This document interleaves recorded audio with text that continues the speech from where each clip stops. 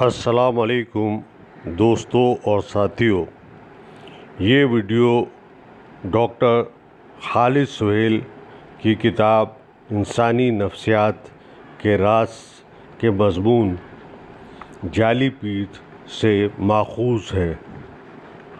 Doctor خالد سہیل صاحب Canada میں مقیم ہیں۔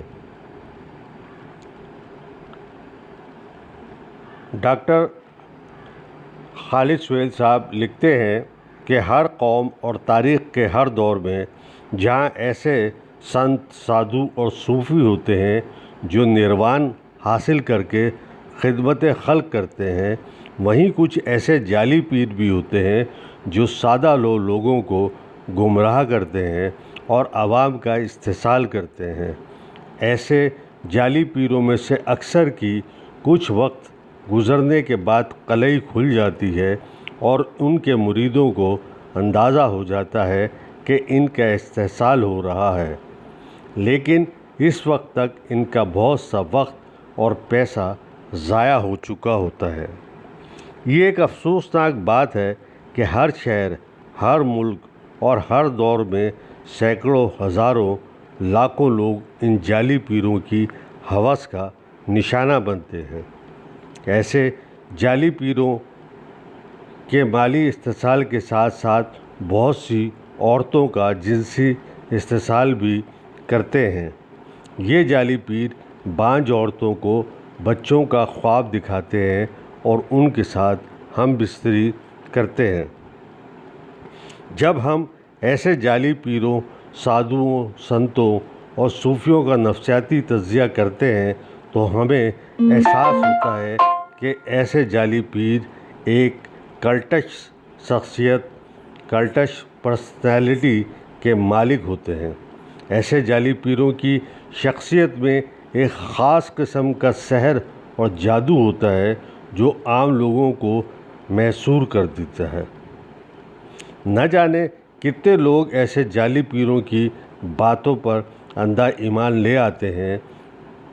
جب ہم جعلی پیروں، سنتوں، سادھوؤں اور صوفیوں کی زندگی کا نفسیاتی تجزیہ کرتے ہیں تو ہمیں اندازہ ہوتا ہے کہ ان کے ڈرامے کے کئی پہلو، کئی باب اور کئی ادوار ہوتے ہیں۔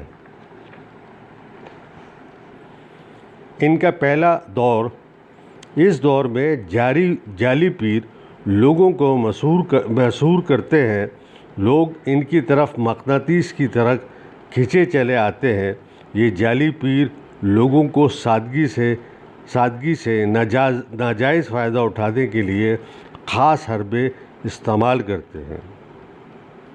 دوسرا دور، جب عوام ان جعلی پیروں پر اندھا ایمان لے آتے ہیں تو وہ جعلی پیر دولت اور طاقت جمع کرنا شروع کر دیتے ہیں۔ آہستہ آہستہ ان کی شہرت بڑھتی ہے اور زیادہ سے زیادہ لوگ ان کے دام میں پھنستے لگتے ہیں۔ دیکھتے ہی دیکھتے ان کا دائرہ اختیار بڑھنا شروع ہو جاتا ہے۔ تیسرا دور، یہ جعلی پیر اپنے پیروکاروں کی زندگیوں کو کنٹرول کرنا شروع کر دیتے ہیں۔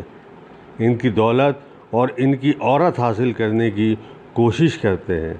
یہ جعلی پیر اپنی رائے، اپنا ایمان اور اپنے طرز زندگی اپنے مریدوں پر مسلط کرتے ہیں۔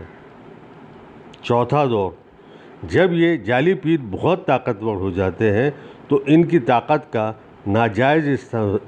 ناجائز استعمال اور استحصال بڑھنے لگتا ہے۔ وہ آہستہ آہستہ زیادہ امیر اور ان کے مرید زیادہ غریب ہونے لگتے ہیں۔ پانچواں دور، یہ جعلی پیر انسانوں کے ساتھ ساتھ خدا اور مذہب کا بھی ناجائز استعمال کرتے ہیں۔ وہ عوام کو بیوقوف بنانے کے لیے انہیں بتاتے ہیں کہ انہیں الہام ہوا ہے اور لوگ ان کی باتوں پر یقین لے آتے ہیں۔ وہ جعلی پیر جانتے ہیں کہ ان کے پیروکار خدا اور پیغمبر کی بات نہیں جھٹلائیں گے۔ بعض جعلی پیر تو اپنے مریدوں اور پیروکاروں کو کرامتیں بھی دکھاتے ہیں۔ چھٹا دور، ایک وقت ایسا بھی آتا ہے کہ ان جعلی پیروں کی قلعی کھلنا شروع ہو جاتی ہے، ان کے مریدوں اور پیروکاروں پر عیا ہونے لگتا ہے کہ ان کا پیر جعلی ہے، ڈرامہ ہے، فراڈ ہے، دھوکے باز ہے۔ بعض جعلی پیر قانون کی زد میں آ جاتے ہیں، ایک دن ان کی جھوٹی عمارت دھڑام سے گر جاتی ہے۔ دکھ کی بات یہ ہے کہ اس ڈرامے میں سینکڑوں، ہزاروں اور لاکھوں معصوم انسانوں کی عزت اور دولت لٹ جاتی ہے۔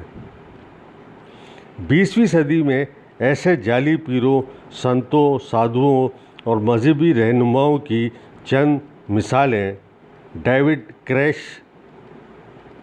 ڈیوڈ کروش، مونیز کے سنگ منگ مون، چرچ آف سائنٹولوجی کے رون ہبرڈ اور گرو راجنیش شامل ہیں۔ گرو راجنیش ہندوستان میں فلسفے کے استاد تھے، پھر انہوں نے روحانی اور جنسی آزادی کی تحریک چلائی اور لاکھوں لوگ ان کے پیروکار اور مرید بن گئے۔ جب وہ امریکہ میں رہتے تھے تو ان کے پاس 99 رولز رائس گاڑیاں تھیں، انہوں نے اپنا نام بھی بھگوان رکھا تھا۔ جب امریکی حکومت نے انہیں ملک بدر کیا تو وہ بے گھر ہو گئے، امریکہ نے ملک سے نکال دیا اور ہندوستان نے لینے سے انکار کر دیا۔ وہ کافی عرصے تک ساری دنیا میں ذلیل و خوار ہوتے رہے، پھر 1990 میں فوت ہو گئے۔ ہندوستان کے شہر پونا میں ان کا آشرم ہے۔ ان کا جانشین ایک کینیڈین جج کا بیٹا مائک سوامی ہے۔ ایک اندازے کے مطابق اس آشرم کی آمدنی ہر سال $55 ملین ہے۔ جعلی پیر، سنت، سادھو اور صوفی نہ جانے کب سے سادہ لوگوں کو بے وقوف بنا رہے ہیں اور نہ جانے کب تک بناتے رہیں گے۔ نہ جانے کتنے لوگ جعلی پیروں پر اندھا ایمان لانے کی وجہ سے اپنی زندگیاں تباہ و برباد کر دیتے ہیں۔ دوستوں اور ساتھیوں، آپ سے گزارش ہے کہ ہمارے احساس انفو یوٹیوب چینل کو سبسکرائب کیجیے، کمنٹس کیجیے اور شیئر کیجیے تاکہ ہماری حوصلہ افزائی ہو اور ہم آپ کے لیے مستند اور بہتر سے بہتر ویڈیو مختلف موضوعات پر تشکیل دے سکیں۔ شکریہ۔